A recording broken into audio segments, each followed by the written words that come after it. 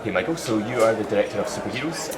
Could you tell us a little bit about why you decided to make a film about superheroes? Yeah, I was making a film about Spongebob for Nickelodeon at the time, and I stumbled across this community online. And then I started to do a little research, and I found all these articles. I found this article in Rolling Stone, and I found this article in a San Diego weekly paper, and then I started to find all these local news pieces on them, and I quickly discovered that there was this vast community of people who were developing these superhero personas and going out and trying to fight crime and help their communities.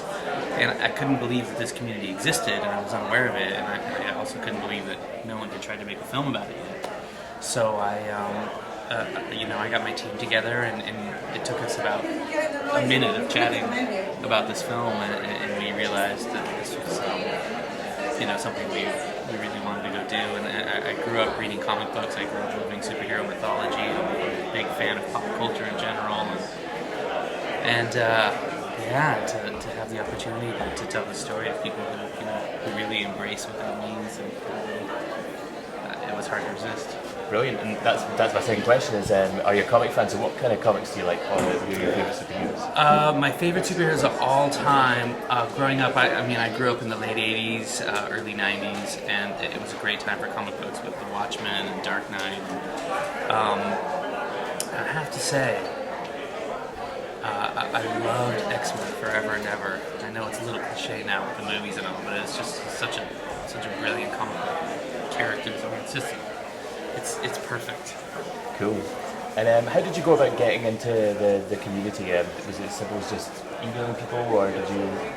It was really tough to get these guys to trust us. A lot of them had been exploited and marginalized by the local media. So for us, it was a matter of wearing them down. We didn't give up, and really something that was really integral for us was we got Stan Lee to sign on to the film and become a champion of the film, and also be a part of the film. And once we got him involved, it became easier to at least start the conversation with these guys. We could say, hey, we're doing this film, and Stan Lee's a part of it, and it would allow them to talk to us at least. And some of them took up to 6 months even to meet us in person. And even then, we would have to go meet them and sort of, it really let them get comfortable with us in a way where they felt that what we were trying to do was like pure and honest. Oh yeah, it was probably the biggest challenge of the film, besides the fact of just the physical travel of the film. We shot in every major city in America, running around Skid Row at 2 a.m. So great. And was there anybody who was not wanting to take part in the film because their real identity would be revealed? I mean, that's something that superheroes and comics worry about. Did you find that in your documentary, your subjects were worried about that? Yeah, anonymity is it's a big thing for them. A lot of these guys really embrace this other identity, this other life that they get to live away from their real life, away from their work, away from their family, and they get to go out and help people and do something that's really eccentric and iconic in their community, and they want the separation of the two. Our main character, we shot with him for 15, 16 months, and I still don't know his real name. So I know him as Mr. Extreme. So it wasn't hard for them to protect their real identity if they always sort of met us at a meeting place, and we were always out on patrol with them. And some of them are open as to who they are, but the ones that are guarded are very guarded and never let us in, and never let us, share any of their personal lives. When I started making the film, I thought the film was going to be about, who they are as real people. And I realized you didn't need to take the mask off to really meet them. You actually can learn who they are pretty deeply. If you just spend enough time with them. And what was the kind of response from local authorities and police about the way that these individuals are conducting themselves? Yeah, the relationship between police and the real life superhero communities, it's really complex and it's regional. As we know, Phoenix Jones was just arrested in Seattle for assaulting, pepper spraying a group that he thought was fighting. Maybe it was aggressive in his approach, but he was still trying to do some good.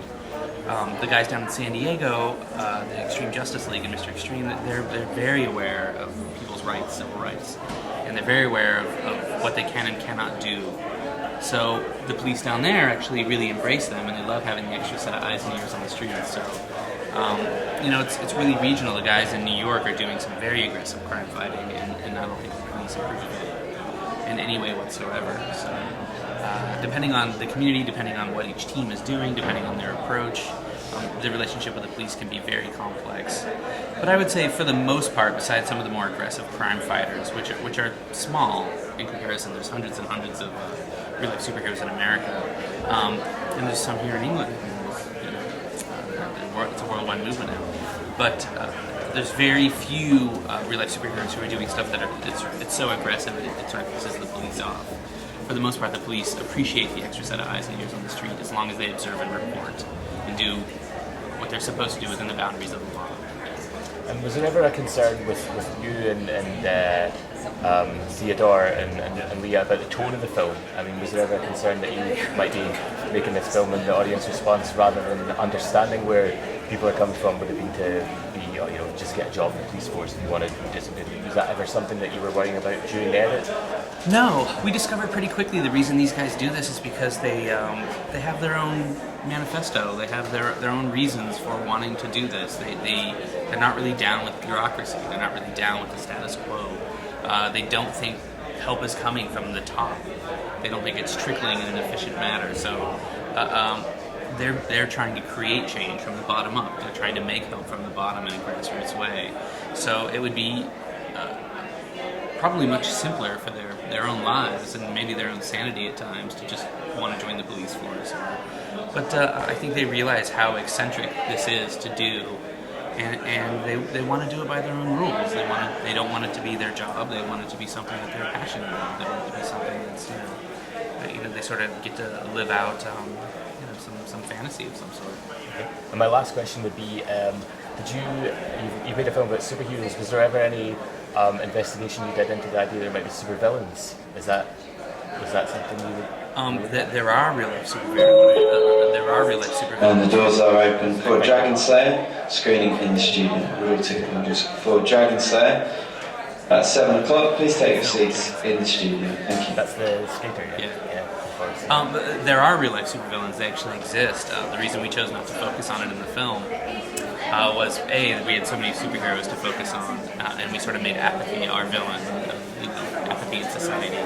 But we found real life supervillains, and the reason we didn't was because these real life supervillains actually thrive on the exposure. And some of our main characters actually have death threats and their houses vandalized and their cars vandalized. And I think the real life supervillains are looking for a stage, a platform, some exposure of some sort. And we chose not to give that to them because it's real. People forget. This is a documentary. This is real life, and if we allowed these people to do more harm and to perpetuate the negativity that they so embrace, I didn't think it was super responsible for us as filmmakers. And it's not really a part of the story of this real life superhero movement. They try to ignore the real life supervillains. I mean, that sounds ridiculous, but ultimately, it's a very real thing, and we didn't want anyone to get hurt. We didn't want to give these guys a bigger platform and so on. So we just. We chose not to Brilliant. talk about it.